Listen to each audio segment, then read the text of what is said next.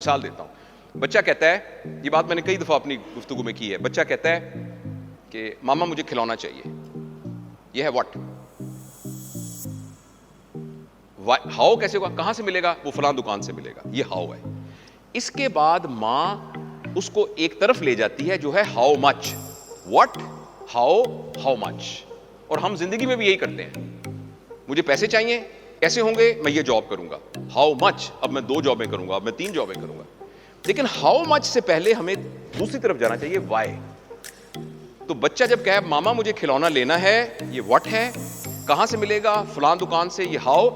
آپ کو کھلونا کیوں چاہیے؟ اور بچہ جب تک وائی کا صحیح آنسر نہ دے اس کو کھلونا نہیں لے کے دینا چاہیے. میں اس لیے کھلونا لے کے دینا چاہتا ہوں کہ میرے دوست کے پاس بھی کھلونا ہے. یہ وائی کا غلط آنسر ہے. یہ اس کے اندر ایک عجیب طرح کا کمپٹیٹر پیدا کرے گا, حاسد پیدا بنائے گا اس کو. اچھا میں اس لیے چاہتا ہوں کہ میری الماری بھری ہوئی ہو, یہ اس کو لالچی بنائے گا. میں اس لیے کھلونا چاہتا ہوں کہ جب میں فارغ وقت ہوتا ہوں تو میں دیکھنا چاہتا ہوں کہ جو اس کا پہیا ہے نا وہ کیسے گھومتا ہے. دس از, یہ وائی کا بہت صحیح آنسر ہے.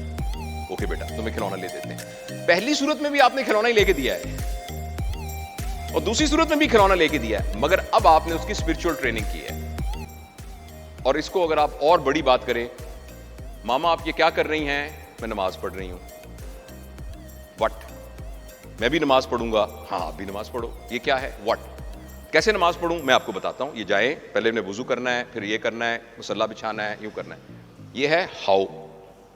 لیکن بچے کو اس وقت تک نماز پر نہ لگائیں جب تک اس کا وائی کا, میں یہ نہیں کہہ رہا کہ منع کریں, خدا نہ خواستہ نہیں کہہ رہا, لیکن اس کے اندر وائی کا, ہم نماز کیوں پڑھ رہے ہیں, ابو آپ بتائیں کیوں پڑھ رہے ہیں, مجھے کیا پتا, تم بتاؤ.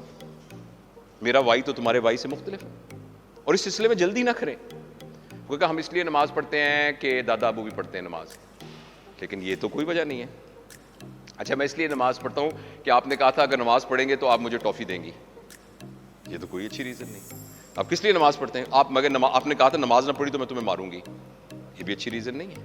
آپ کس لیے نماز پڑھتے ہیں, میں پھر اس لیے پڑھتا ہوں کہ, اور آپ نے اس کی مدد کی سمجھنے میں, کہ میں اللہ پاک کا بندہ ہوں اور اللہ پاک کے ساتھ جو میری ملاقات کے لیے اللہ پاک نے مجھے نماز کا کہا ہے, تو میں جب نماز پڑھوں گا تو میں اللہ پاک سے باتیں کروں گا اور میں اللہ کا شکریہ ادا کروں گا اور میں اللہ پاک سے مانگوں گا, اور یہ اللہ کا حکم بھی ہے کہ میں نے نماز پڑھنی. یہ رائٹ ریزن ہے. اگر وہ اس رائٹ ریزن سے نماز پڑھے گا تو یہ نماز وہ بنے گی, ان الصلاۃ تنہی عن الفحشاء والمنکر والبغی. نماز روکتی ہے بے حیائی سے, بری باتوں سے, فحش چیزوں سے روکتی ہے.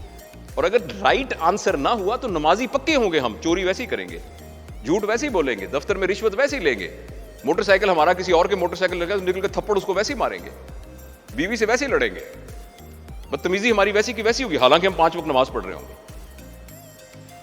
رائٹ. تو اس لیے یہ وائی کا آنسر کا نام اسپرچولیٹی ہے. سوری میں نے ٹائم ذرا زیادہ لے لیا یہ ہمارے موضوع سے, لیکن میں آپ کو یہ عرض کرنا چاہتا تھا کہ میں اور آپ اگر ان چاروں ایریاز میں گرو نہیں کر رہے تو ہم گرو نہیں کر رہے.